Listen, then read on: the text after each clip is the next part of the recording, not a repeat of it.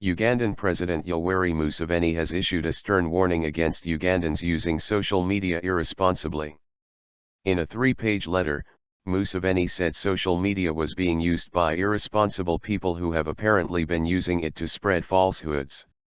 Museveni's comments come after a group of about 10 police officers from the Special Investigations Unit went to the home of Robert Shaka, a social media critic, and arrested him on allegations that he was Tom Voltaire Okwalanga, also known as TVO.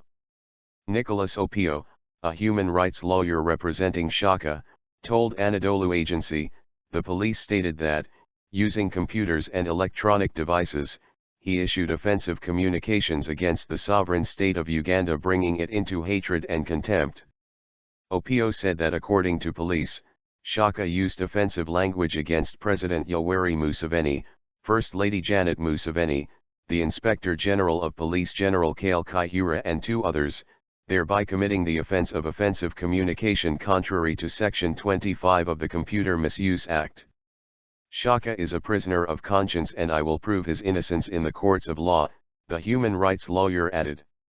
According to police, while disguising himself as Tom Voltaire Okwalanga between the 2011 and 2015, Shaka willfully and repeatedly used a computer with no purpose of legitimate communication and disturbed Museveni's right to privacy by posting statements on social media regarding the president's health. In Museveni's letter, he states that the talk of his ill health is fiction. Fortunately, in the whole 70 years of my life, God has given me excellent health save for occasional malaria attacks, coughs or mild allergic reactions, he said, adding, even today, there are hardly any physical exertions that I cannot undertake. My clients' social media accounts are well known and do not appear under any pseudonym as the police allege, Opio stressed. The human rights lawyer believes that Shaka's arrest and detention represents an affront to the freedom of expression for all Ugandans, especially those using new media platforms to express their views and opinions. Collins Asiamwe, a social media analyst, told Anadolu Agency, social media has become an integral part of society. If the government is going to fight social media users, it would not only cause acrimony but also hinder services to the people, he added.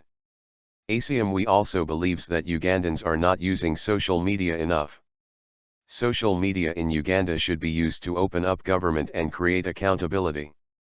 Besides, there is no scenario in which gagging social media has had a positive political outcome.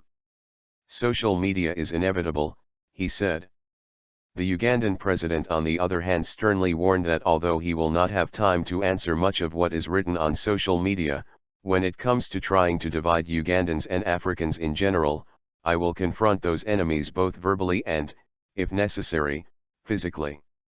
Robert Shaka, now being held in Luzira prison, will wait until Monday to know whether he will be allowed bail or not.